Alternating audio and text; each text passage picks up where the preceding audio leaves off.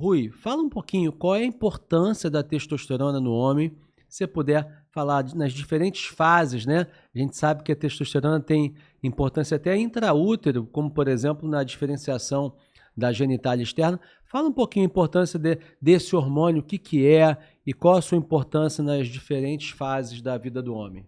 É, esse, na verdade, né, Ricardo, é o principal hormônio masculino, né? Assim, existem vários hormônios, mas a testosterona, sem dúvida, é um hormônio extremamente importante.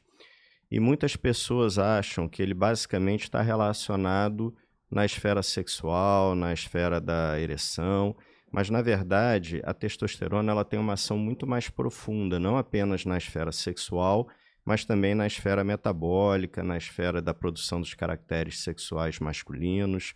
É o que o Ricardo falou, a gente tem períodos durante a vida em que a testosterona ela tem picos, né? Então a gente tem testosterona um pouquinho mais alta num período mais jovem, fetal, até o nascimento, quando a criança tem toda a diferenciação sexual.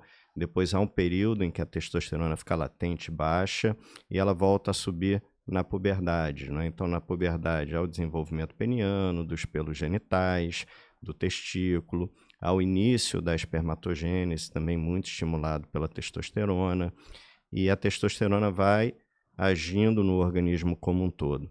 E não é só nessas áreas, ela também tem efeito metabólico no controle glicêmico, na parte do perfil dos lipídios, na saúde óssea, a testosterona atua, na parte cognitiva, no humor.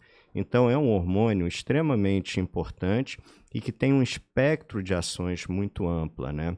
Nesse contexto, é muito importante que esse hormônio seja dosado e que seja dosado nas diferentes etapas da vida. A gente estava conversando aqui anteriormente a respeito do que é muito comum hoje. A gente chega no consultório e atende um paciente, muitas vezes com seus 60 anos de idade, com uma testosterona limítrofe, e você pergunta para ele: olha, você tem um exame desse anterior, de 1 ano atrás, 2 anos atrás, 5 anos atrás?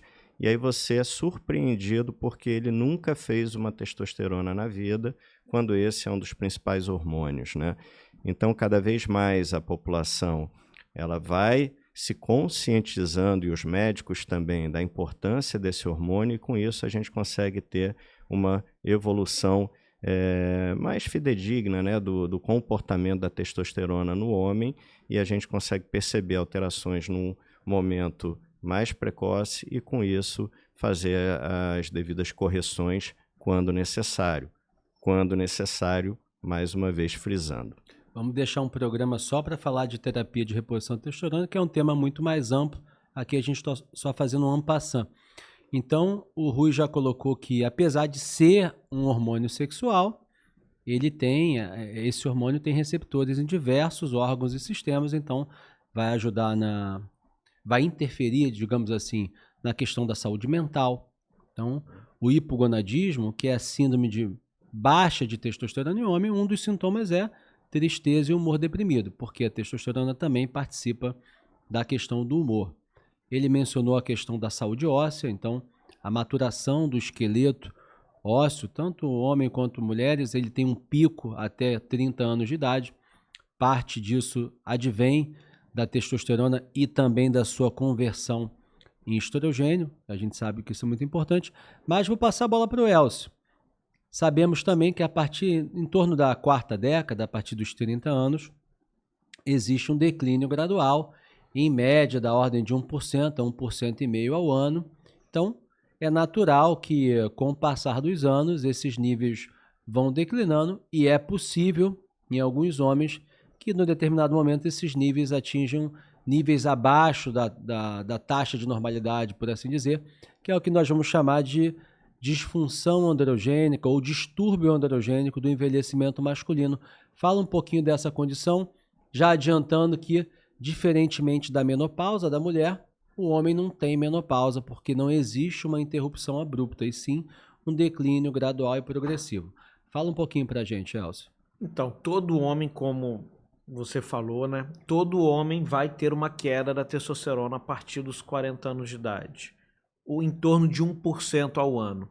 Mas nem todo homem vai ter sintomas associados a essa queda. Aquele homem que é associado à queda da testosterona a partir de um determinado nível. Esse nível varia, né? A gente sabe que a gente tem várias sociedades. Cada sociedade ela adota um nível de referência para essa queda da testosterona. Nós adotamos uma, a endócrino adota outra, então isso daí varia um pouquinho. Só que o mais importante é você adotar o teu critério associados a sintomas.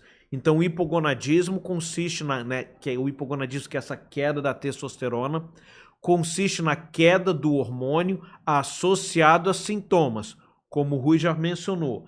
Esses sintomas, junto com a queda, a gente está configurado, né, o distúrbio ou déficit androgênico do envelhecimento masculino. A partir daí, sim, existe a indicação de reposição, que isso é um tema de uma outra aula. A partir daí, nós iniciaremos, né, o tratamento desse paciente com testosterona exógena. Via, tipo, isso daí cabe cada um escolher. Isso é um tema longo que será debatido depois.